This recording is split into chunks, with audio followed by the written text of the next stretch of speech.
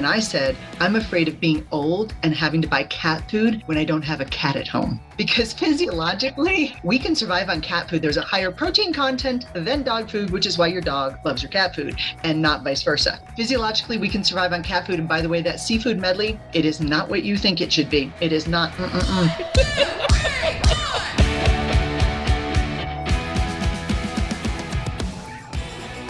Hey, Warners, welcome to another episode of The Women Your Mother Warned You About. The podcast that makes business sexy again. I'm Gina Tramarco, Master Sales Trainer at Sales Gravy. And I'm Rachel Pitts, Master Sales Coach at Sales Gravy, among other things.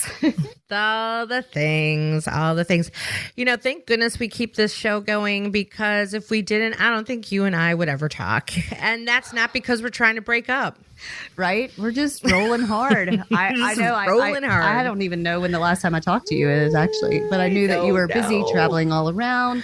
Now that in-person trainings are happening, Gina's flying all over the place, and I'm flying all over the place, picking up awards and swords. Awards and swords. You're going to have to go check that out to see her swords. We're going to have to catch up on that. But right now we got to jump into this episode with Dr. Mary Kelly. What a fascinating woman. As always, we get these amazing guests that we could talk to forever. And just a little bit about Dr. Mary Kelly, PhD. She's the CEO of Productive Leaders, a leadership development group that improves profit growth and productivity. She's an economist and leadership expert. She specializes in improving business efficiency and profits through every economic climate. And most fascinating is that she's a graduate of the US Naval Academy in Annapolis, and she trained over 100,000 military and civilian personnel in multicultural environments all over the world in her 21-year active duty career. She is a retired commander. Oh my gosh, she is just another amazing woman. Yeah, she's got a lot going on, and I mean, it's very impressive, her military background. She's also a professor. I think she said 30 years of teaching as well. So I couldn't keep up. I was trying to take all these notes of everything she's done. Yeah, she's quite amazing. One of my biggest takeaway from speaking to Dr. Kelly about leading teams and leading people is she reminded us, you don't lead demographics, you lead individuals. So if you lead a team or a group of people in any capacity, make sure that you keep that in mind, that you got to lead each individual because each individual needs led in a different way. Yeah, and my big takeaway, and I've seen this a lot in all the leadership training I've done over the years, is about being an empathetic leader who holds people accountable. And that is definitely can be a yin and yang situation. And I love that she quoted the Forbes study in 2018.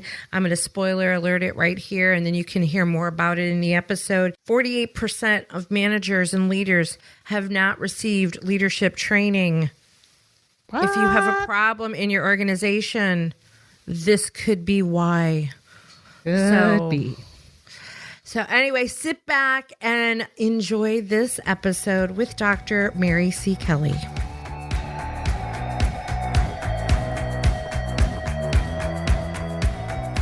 Hey, Warners, welcome to another episode of The Women Your Mother Warned You About with our awesome guest today. It's something about Mary. Dr. Mary Kelly, welcome to the show. Thanks so much for having me. I'm so excited to be here. Awesome. And we were going to start the first question with, because I have a feeling we know the answer.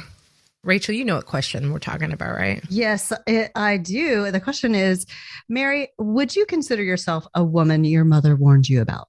It reminds me of the Jimmy Buffett song, we are the people your parents warned you about.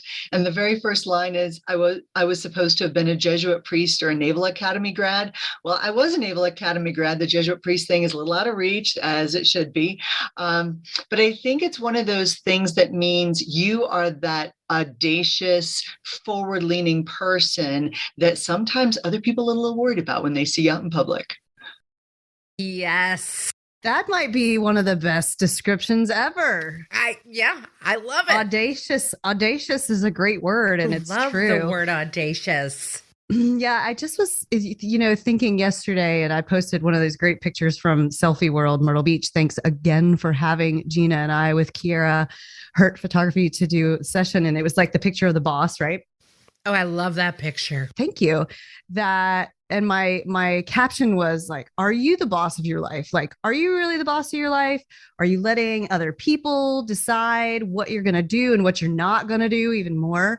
And, I think that women your mother warned you about we tend to be people that we do like, we follow our gut. We do things that are surprising and audacious. And it's so fun. It is fun when you get an idea and you're the one responsible for figuring it out, implementing it, and making it happen.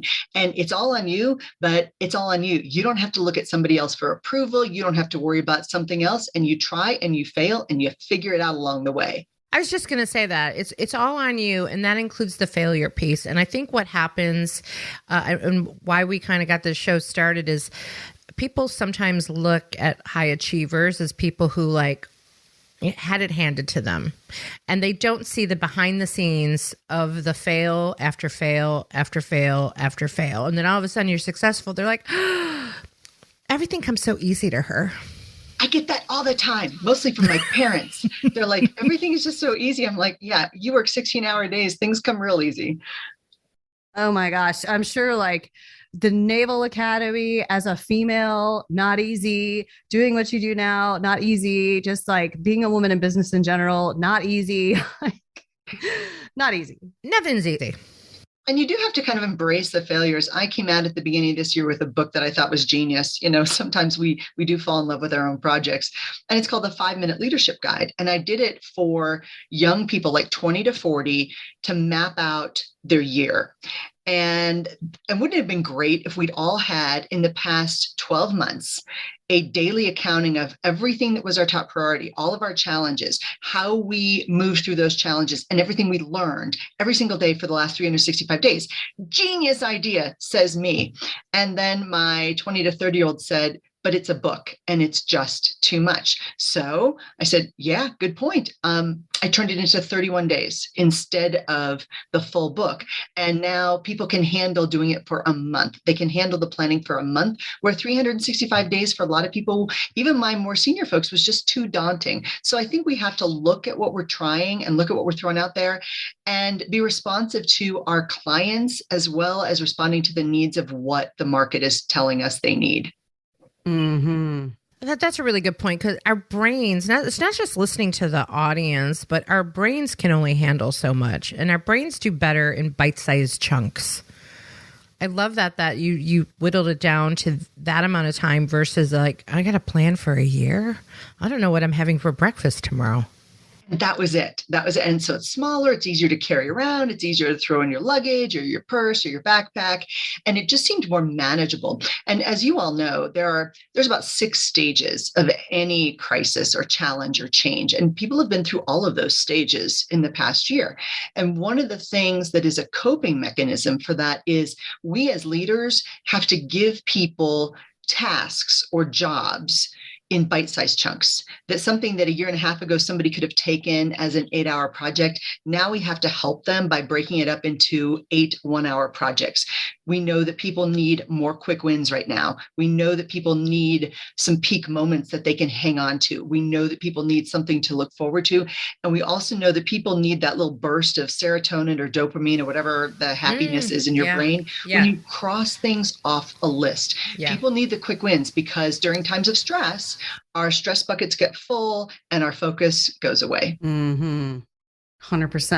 And right now, we're in this season post-pandemic where things are sort of trying to get back to normal. But I think I know I'm still on edge of when's the shoe going to drop? When's it going to go? What's going to happen next? There's that in the back of people's minds because of so many crazy pitfalls we've run into in the last couple of years and changes. Isn't that unfortunate that I know it's reality, because I used to be there. You used to be there. I'm sure it's somewhere, Mary might have been there, where you're waiting for the other shoe to drop. And it's such a horrible feeling to have. And I finally got rid of that mindset of waiting for the other shoe to drop. I'm kind of like, come on, shoe, drop. Bring on the challenge. I dare you, Shu. Drop hard. One of the things I tell my execs, I'm like, look at the worst possible scenario. What's the absolute worst that could happen? And then plan for that. Okay, what are you going to do if the worst thing happens? And I'm talking the very worst. And then what are you going to do if the best scenario happens? And then plan for that. Because once you've planned for that, the reality is probably somewhere in the middle, but either way, you're planned for it. And we know that action trumps fear. So when people are fearful or uncertain, we know we have to give them action steps so that they go, okay, I know what the next step is forward. Because a lot of people, as you all know, they get to those places of uncertainty, and you saw a lot of your friends do it. They were frozen into inactivity. They're like deer in the headlights. Oh, we're not going to market. We're not going to talk about sales. We're not going to talk to our people. We're not going to reach out to clients. We're just going to be deer in the headlights. And I got a little, I'll confess, I got a little impatient with some of my friends who are like, hey, what are you binge watching? I'm like, what? And they're like, well, aren't you just getting up and binge watching all day like the rest of us? I'm like, no, I'm not. Now is when our clients need us. We are the people with solutions. So let's get to getting it. Let's do this. I'm just curious.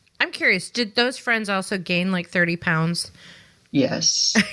because when the only tan you're getting is from the refrigerator light, I mean, it's a challenge. And for some people, they were bored and they were stress eating. And I totally get that. I've done it too. We women, a lot of us I know I do, so I'm not going to project, but I have clothes in small, medium, and fluffy. I don't know about. Yes. Yeah. I mean, you and me, but not Rachel, but definitely you and me. No, look at her guns, man. She's awesome. She's like, get up this morning, ran 5 miles, played tennis, went golfing. Now I got a went podcast. Swimming, did a marathon. Yeah.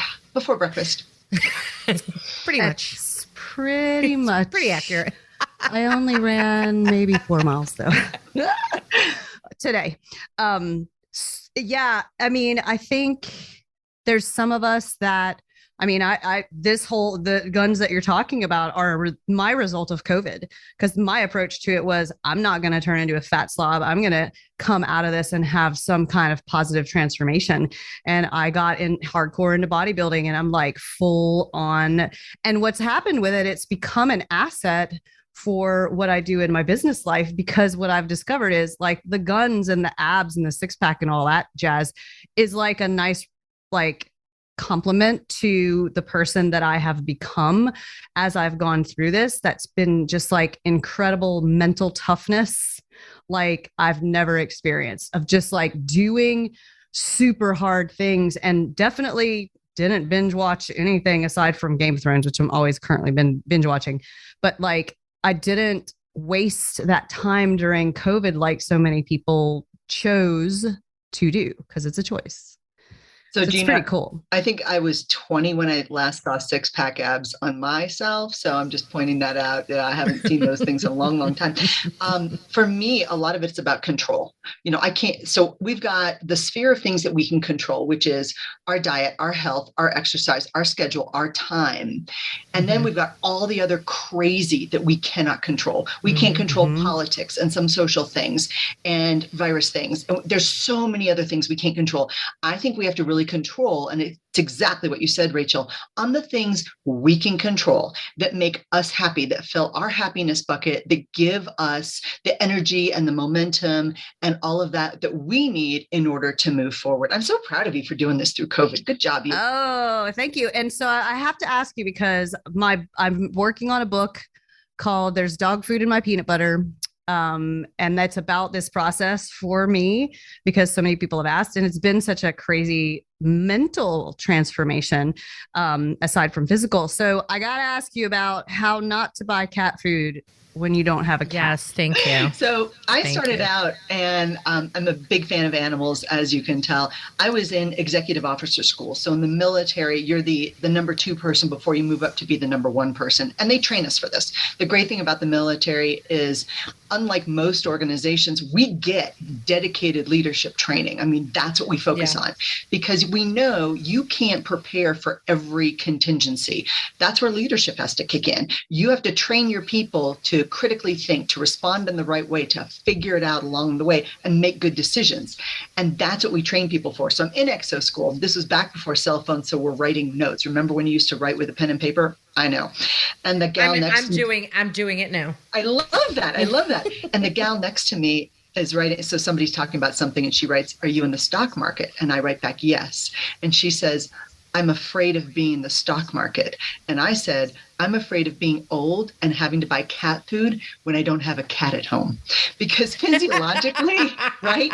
Physiologically, we can survive on cat food. There's a higher protein content than dog food, which is why your dog loves your cat food and not vice versa. Wow. Physiologically, we can survive on cat food. And by the way, that seafood medley, it is not what you think it should be. It is not. Okay, so first of all, let's address this. I don't care how poor I am.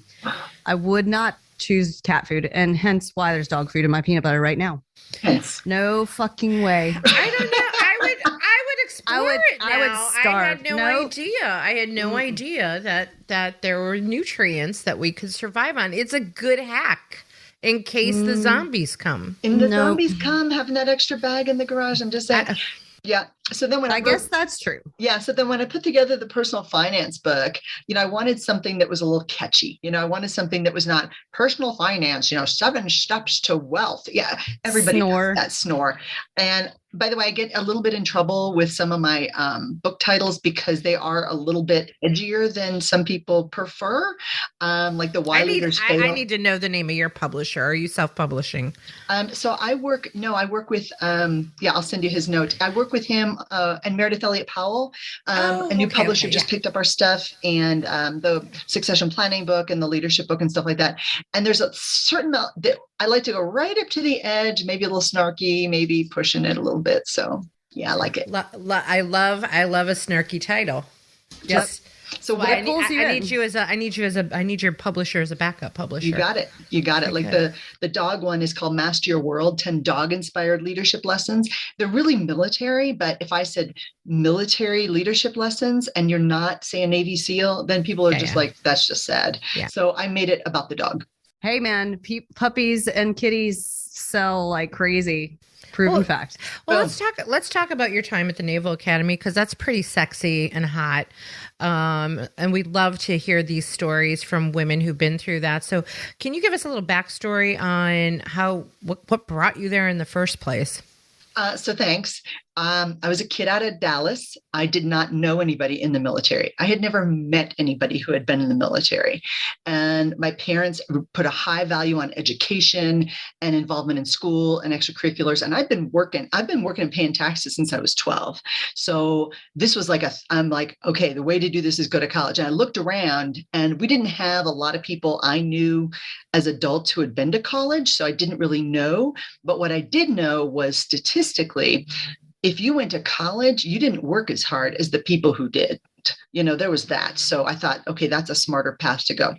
And then my older brother wound up getting an appointment he was kind of military minded, and he wound up getting an appointment to the Naval Academy. And he'd also applied to the Air Force Academy in Colorado Springs. And I said, this is the stupidest idea I've ever heard. They tell you what to do. You wear funny looking clothes, like you don't get to make your own decisions. And I'm all about the autonomy and making your own decisions and all of that.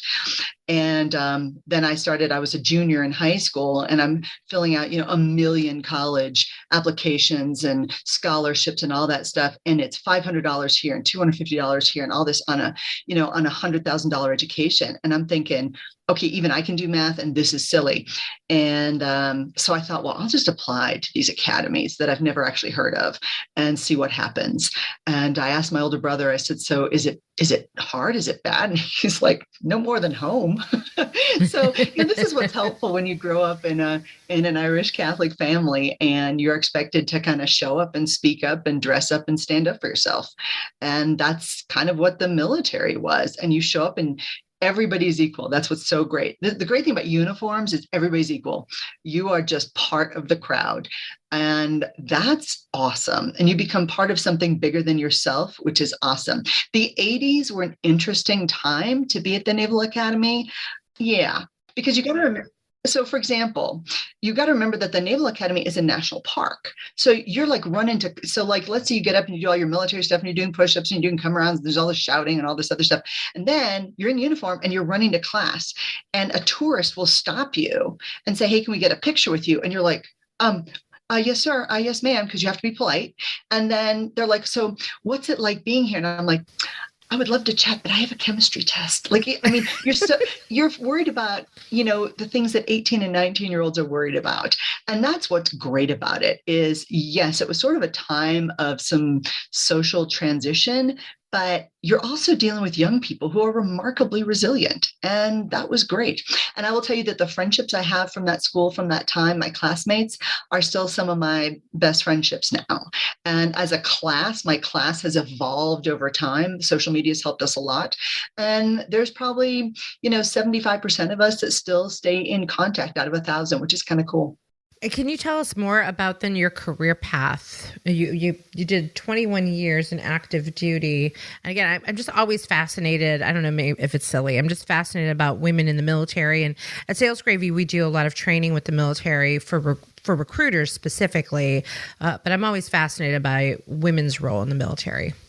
So good leadership is good leadership. And a lot of it is how you connect with people as an individual. As a general friend of mine said, you don't lead demographics, you lead individuals. And I think that's a huge point. People need individual leadership. They don't, you can't just say, well, this is how you lead millennials or Gen Zers or women or fill in the blank, whatever that blank happens to be. Great leadership is great leadership, but individuals need different things. And this is what's a challenge right now, I think, for many leaders is how do you be an empathetic leader while still maintaining accountability? Well, we've been doing that in the military for forever. My very first tour, I went to intelligence school. That's about 5 months long. And then I was deployed as an intelligence officer and I went to Asia. So I was in the Philippines for a couple of years dealing with what we call air wings. So I'm dealing with groups of squadrons of planes, and we are supporting deployed units as they go to Asia. And then I mostly did the rest of my career in Hawaii and around the Asia Pacific realm. So we were looking specifically to find enemy combatants. And at the time, you got to remember, this was the Cold War. So our focus was on Russia, some on China, some on the local terrorist cells. And then when I migrated to what's now the Pacific Command, I was still in that specialty. And then the first Gulf War broke out. So my boss came in and said, do you actually know where Iraq is? And I said, yes, sir, I can find it on a map. He goes, good. You're now an Iraqi analyst. I said, okay. So I got, so you have to get smart real fast. And then, so I worked that aspect of that. And then from there, I transitioned into some logistics, so some base management. At one point, I was a chief of police, and so that's good. I was one of the assistant chiefs of staff for Pearl Harbor, a base a lot of people have heard of. And then I was also an HR director for about 3,000 people from Oklahoma to the Middle East. And then my very last tour of duty was back being a professor at the Naval Academy. Wow. I think people really, really underestimate the amazing things that people in the military that you kind of have never heard of, you know, that they're doing, that you guys are doing out there. Like, I always feel compelled, and I don't do it, and I really should. Like, and you see the old dude with his like veteran hat on walking through the mall. I always just want to walk up and just be like, thank you for your service. Like, it's super impressive to me, all those things that you've done, and just the courage and the organization and the discipline is fantastic. Well, you're kind to say that. I do. And I do the same thing for those veterans as well. I'll see the hat on and I'm like, I love the hat. And then, because it's like the nod, and I don't wear the hat, but I do have the Naval Academy ring that I do wear. And sometimes people will, they will ask the question. They're like, oh, so was your husband in the military? And I'll say, well, he was a Marine, but this is actually mine. It's still sort of, we haven't been doing it that long, and it's still kind of a thing. And people often ask about what's it like to be the one, the one girl. And I like being a girl. I love that I get to be a girl. It's great. And in the military, again, it's all about connecting with people in leadership. So sometimes people will open up to you as a female that they would never open up to with a man. Or, when I was at sea, I would hear about people's problems back home that they would not tell their boss. They're like, what do I do? My wife, my girlfriend, my fill in the blank, this, that, whatever. And I think it allows us to be leaders, but in a slightly different vein. And I think both men and women have an equal opportunity to be great leaders to all kinds of people. And I think it's really necessary that we embrace everybody. And here's some words from our sponsor, Jeb Blunt at Sales Gravy. Hi, this is Jeb Blunt. There's a reason why thousands of sales professionals and top companies across the globe hone their sales skills at Sales Gravy University. You see, Sales Gravy University is different than most learning platforms. First, we have live courses taught in a virtual classroom by our master trainers that start almost every single day. And our e-learning platform is populated with hundreds of hours of sales training content produced by some of the top sales trainers in the world, including Gina's spontaneous selling course, which is worth checking out. Now, I've got some good news. If you've never taken a course on Sales Gravy University, if you're a new user, you can take your very first course for free. That's any course on the platform, absolutely free. Just go to learn.salesgravy.com. That's learn.salesgravy.com, or click the e-learning tab in the top menu at salesgravy.com. Pick out your course, and when you check out, use coupon code FREECOURSE to get that course for free. That is free course to get your very first course for free. I want to hit on something that you said about, opening up to women. This is something that I've heard a lot with military recruiters. And one thing that they had pointed out to me was the female recruiters have a tendency to have an easier time with recruiting than the male recruiters because people feel more comfortable opening up to them. I found that really interesting. But I want to go back to something you talked about, how to be an empathetic leader. And I think this is a big one that is often missing in the corporate world. So what kind of advice could you give to the civilian leader? Because they're not getting leadership training in many scenarios, especially when they've been promoted to a leadership or management level. And now all of a sudden they have to lead people, but they've been given no leadership. They don't have the emotional intelligence. How can they become more empathetic? I think this is a critical issue right now. And you have to be empathetic, but you also have to be effective. You've got to get the job done. Otherwise, you're going to get fired and your team's going to get fired. And if you don't hold your people accountable to do the job they're supposed to do, they're going to get fired too. And you know what? It's your fault. And This is where holding people accountable, if you watch the news, we don't have accountability. And unfortunately, a lot of people think that's okay. And it's not okay. We've got to hold people accountable for what it is they're supposed to be doing. But you can do that in a way that is caring and empathetic and is about that person. And how you do it is you set your people up for success. And you're right. Most people, Forbes came out with a study in 2018, and it has been updated with the same results, that over 48% of just managers have never had any managerial or leadership training. And then they get thrown into this job and somebody will toss them a book and say, here, read this book and suddenly become a great leader or manager. Well, wait a second. I've been training for this my whole life. I've been training for this since, a month after I turned 17 years old. So there's a huge difference in, focus and intent and experience. And I was 21 years old leading teams. So it's a whole different experience to take somebody who's never had to be responsible for other people. And now they're kind of set in their ways. Maybe they're 35 years old and now they're responsible for a sales team. And they're like, okay, well, it'd be great if y'all would just do your job, scratch, don't know. And they're lost. So what we have to do is set up systems for success.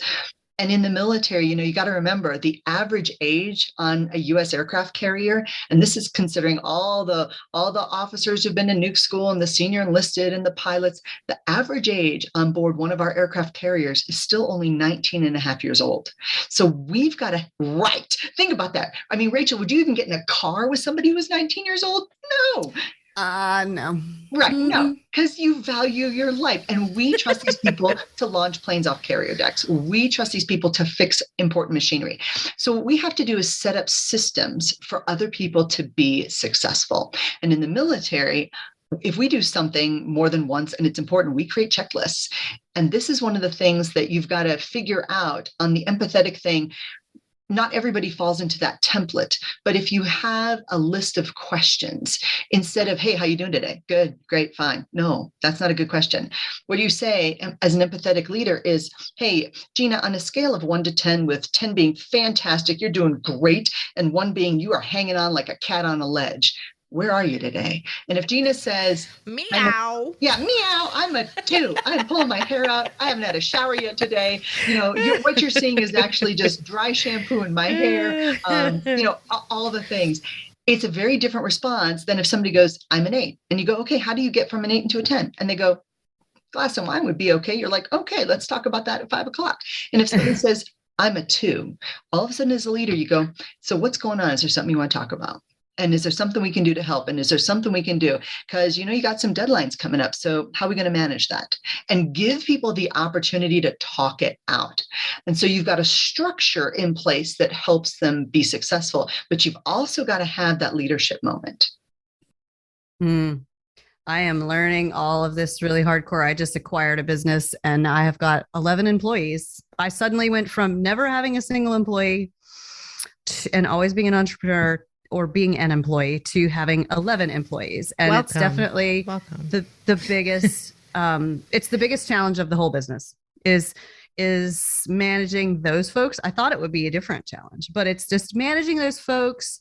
And what I did out of the gate was I told them that, like, my intention, my goal with having you work here is to set you up for success and do everything that I can to support you to feel appreciated, to feel creative, and to feel empowered. And please let me know what I can do to help. And like that, and go and do your thing and communicate.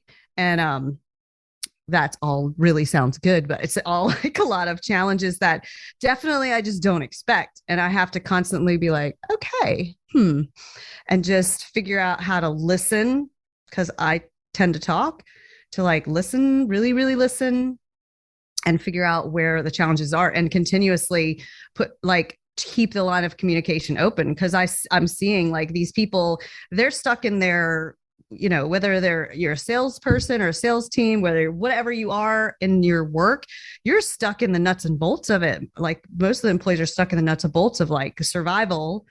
And then they don't think to tell you that important answer to that question you just presented, Mary, which is how are you doing? Where are there any problems that I need to know about? How can I help you? Because they're afraid to. Yeah. They're afraid to. In some scenarios, they don't want to disappoint. That's been my experience. And they want to try to, especially if you're a high performer.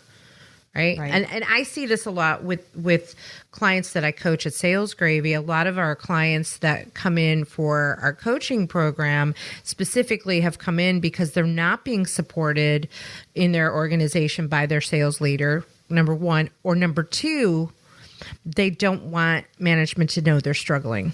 Mm-hmm. Right. And I tell people that if you've done a software update in the past 2 years, you've got 30% of your people who don't know how to use it. They're relying on other people.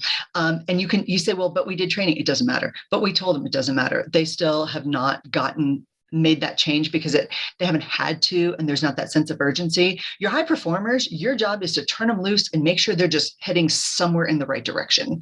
With the people who struggle and who need more guidance, that means more time for you guiding them. I have a resource that I'm willing to give your folks for free. Do you want it? Yeah, free stuff. Woo-woo. We like free stuff free. Alert. So this is my 12 months of business growth. It's accountability and productivity and all this cool stuff. And it's about 55 pages, but I start off, and Rachel, this might be helpful. So every month you do this and you map out your 5 goals. And then you want to figure out what you do more of this month and less of this month, and what you're going to resolve and what you're going to outsource, and what you're going to delegate. And then page 2 of that is who are you going to call for advice? What podcasts are you going to listen to? Who are you going to reach out to? What clients are you going to talk to? And then you grade the month and you talk about what you learned and what you're grateful for. So here's the magic. You map out your 5 goals of the month. And then you meet with your team at the beginning of the month and you go, and you give this to your team and you say, so what are your top 5 goals? Well, wouldn't it be magic if their goals matched up with your goals? Wouldn't this be amazing? And then at the end of every month, it's a 12-month thing. There's a 5-minute plan, because if I need to do something again more than once, this is my actual one. Like you can see, I've scribbled in it. There's all these topics and my team sells this for like $99. And if your folks want it for free, just text the word dog, D-O-G, dog to 66866, 66866. I know, way too many sixes to be comfortable. Keyword dog, and it will boom. I want one. Yeah, boom. I know. I'm It's a downloadable, fillable PDF, and that's also going to give them the free ebook on resiliency and another ebook called Generate Ideas, Solve the Problems, and Get Things Done. I wanted to say get done, but my publisher said I shouldn't use that. Boom. Well, you can use it here. We'll say it. We'll say it for you. Get shit done. That's what she said. That's it. So, because we have to, our life, a lot of people get this work-life balance thing wrong, that, when you're out to sea, it's a 24/7 job. I tell people, ships in the middle of the ocean don't stop because it's happy hour or it's the weekend. Like, we got to keep working. And people go, oh yeah, that's a good point. Also, what a lot of people don't realize, our Navy ships, they're dry. There's no alcohol on Navy ships. Did you know that? It's wrong. It's totally wrong. I should point that out. That's a recruiting problem. You can tell them that, Gina. Our Navy ships are dry, and we've got to get people motivated every single day. And you've got to help people see that higher purpose. You've got to help them figure this out. And you've got to map things out in a way that works for them as well. Because when you're on a ship in the middle of the ocean, you got nobody out there. There's nowhere to go, there's nowhere to hide, but you also have to figure things out.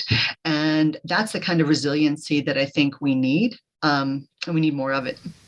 I got a quick question on right on this. We can give advice for how to be a better leader if you haven't had that leadership or management training.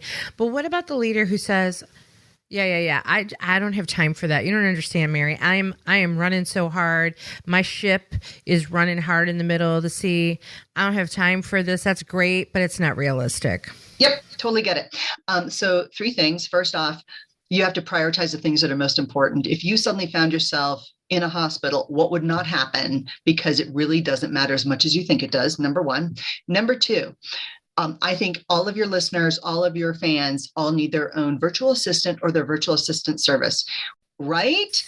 I've got 2 of them right now. I'm right. like racking them. I'm racking them in. I have a full team that supports me, and I'm so wildly fortunate about this. And I still use, I have assistants, I have an exec, I have all that. And I still use a virtual assistant service because it gets things off my plate and it gets it out of my brain. And it's the little things like make a flyer or do this or create a logo or put this PowerPoint together or something like that. Yes. These are things we cannot be spending our time on. We've got to be laser-like focused on doing the things that only we can do.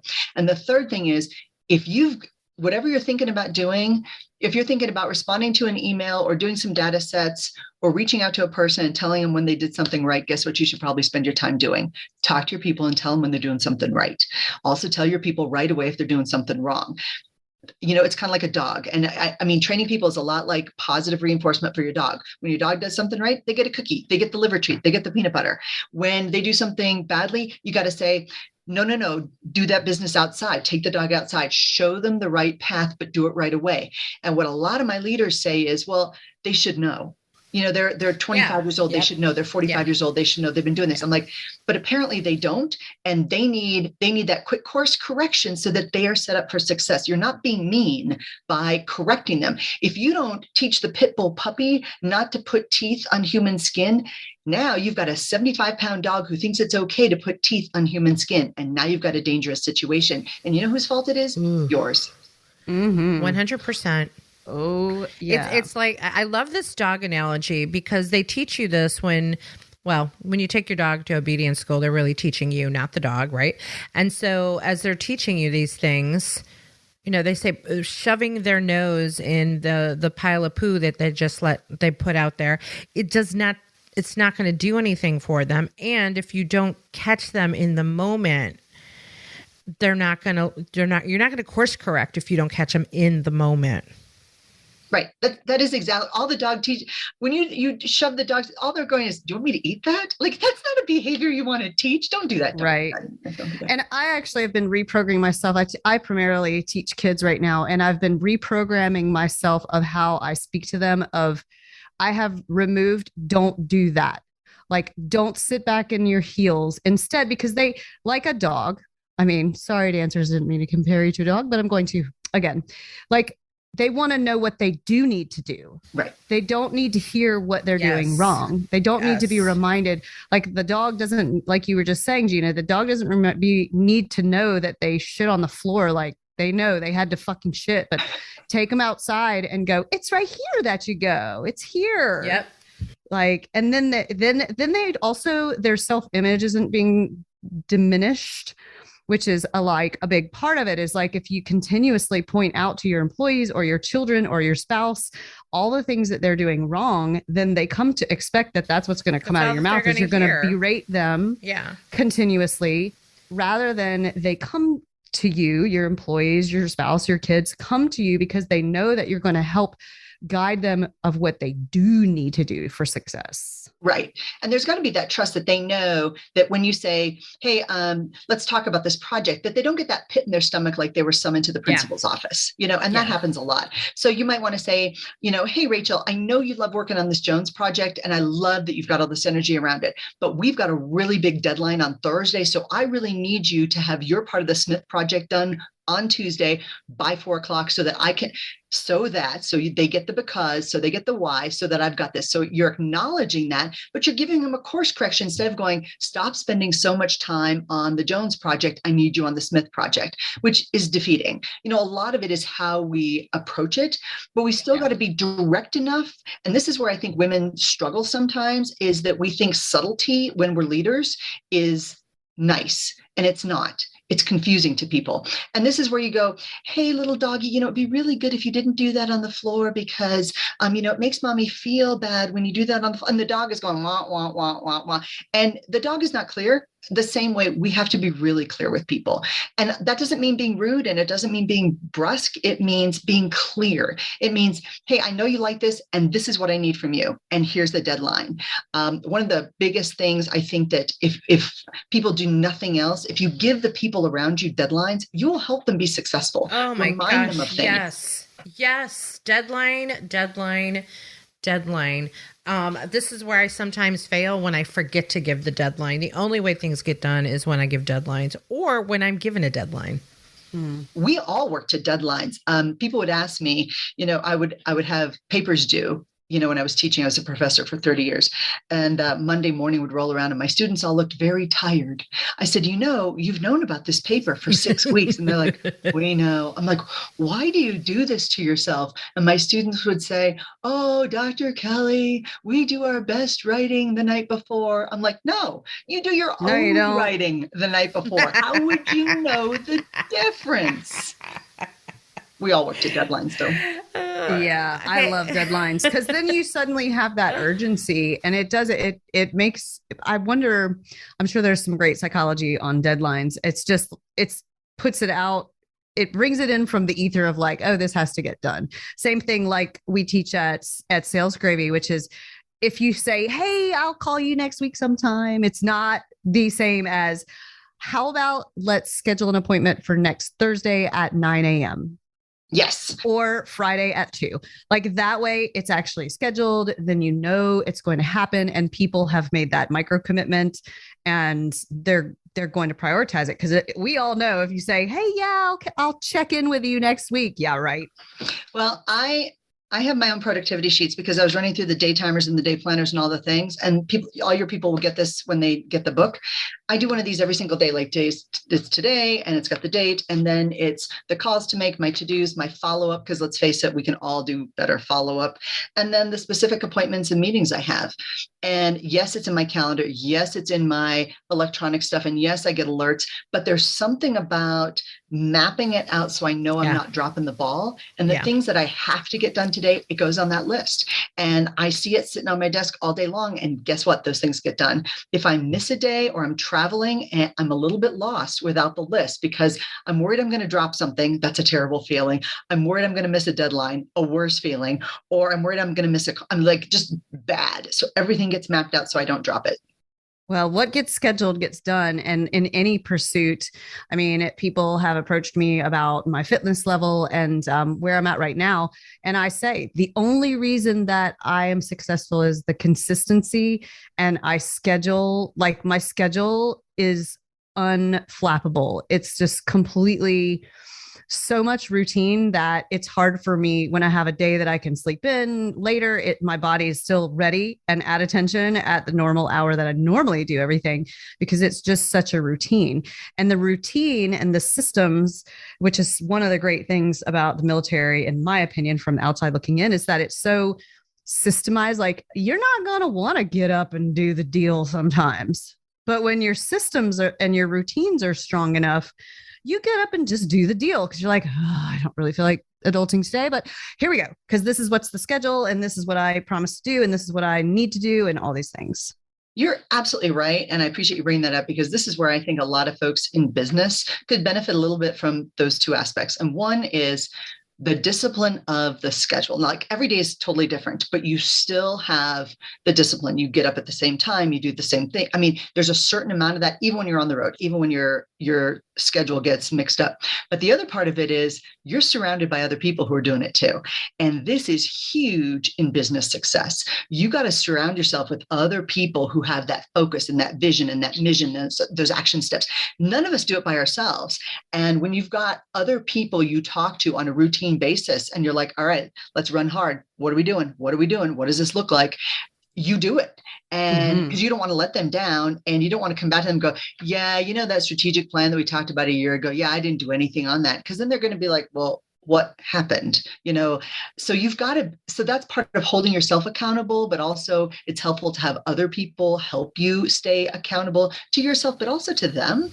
And then part of that is the discipline. Just get things done. Just get it done. And this is where a lot of people say, well, I'm going to do it when I feel like it. You're never going to feel like it. Mel Robbins talks about that. You're never going to feel like it. No, of course not. You're never going to feel like it. And partly when you go to the gym, Rachel, I love this discipline. You don't decide in the moment, I'm going to go to the gym. No. You made that decision a month ago and a week ago. So you're not waking up saying, I wonder if I'm going to go to the gym today. No, because the decision's already been made. You're not giving yourself the decision or the option of, am I going to cop out today? Am I going to fail myself today? You've already decided. And so when you decide to succeed, I think it's a totally different mindset because you know you're not going to do that. So somebody walks in with a box of donuts. And by the way, donuts are my kryptonite. So all you people out there, do not send me donuts. They are my kryptonite. And all the donuts are kryptonite. And so I have to wake up every single day and I say, I will not eat donuts. Like I'm not going to eat sugar today. I'm not going to whatever. Like it's not going to be a thing. And once you've decided, you don't get to go back on that decision. It's like any other decision. So that's the kind of discipline that I think a lot of people struggle with because they get tempted to make poor choices. Oh, yeah. And that's one of the benefits of, you know, as you said, Mary, to surround yourself with people who are like-minded. But the other option is to make sure you have at least one coach. I've got multiple coaches, and that's one of the things as well that helps me stay on track. And it's so beneficial in business as well to have that strategic plan put together. You've got those people you're accountable to. I mean, heck, I'm paying these coaches all this money to tell me what to do and what not to do. And so there's skin in the game. So there's that aspect to it too. And there's the definite psychological aspect of like, if I don't do my shit, my coach is going to look at my accountability sheet and be like, why aren't you doing your shit? Like, what's wrong? You know? So there's so much power in having a great coach and finding the right coach. And And also making your circle really small and full of those people, like you said, Mary, that are driving towards a similar or a parallel goal that like is similar. That is exactly right. I have some executive clients as well, and I have to keep them on track, which means I have to stay on their stuff too. And as their coach, it makes me a better producer as well. So I love my clients because I'm supposed to be holding them accountable, but they hold me accountable too. And so I was a fitness instructor. Okay, that's really an exaggeration. I was a yoga instructor way back before yoga was a thing. Namaste, my sisters. And I got to tell you, I never missed a class when I was the instructor. But now I miss classes all the time because, it's scheduled, but it's kind of an if thing. It's a nice to do. It's not the have to be there. And that's part of it, is what we prioritize. And you said it, what gets scheduled gets done. And when you're the leader, you got to walk the walk. Like if you're coaching somebody on what they need to be doing, they're not going to follow what you say if you're not walking the walk over there. That's exactly right. That is exactly right. Well, we could go on and on forever with you, which means we'll have to have you back. I would love that. But unfortunately we have to go. And I know, but this is what people like the three of us do. We keep schedules and regiments, and that's why we do what we do, and we follow the schedule. But before we go, we have a couple more questions for you. Really quick, hard-hitting questions. First question, Mary, is how do you define the word sexy? Ooh, I think sexy is anything that gets you passionate and excited about something. So it doesn't have to be romantic. It can be like, I can look at somebody's business proposal and I go, oh, that's sexy because it's new and inventive and it gets me excited and energized. So I think anything that gets you energized, I think that's sexy. Sexy business proposals. You heard it here, folks. I love it. What is the best advice you've ever been given? Get up and work hard. Love it. Just get up, work hard, go in the right direction, work hard, try hard. I don't care if you're the smartest person in the room.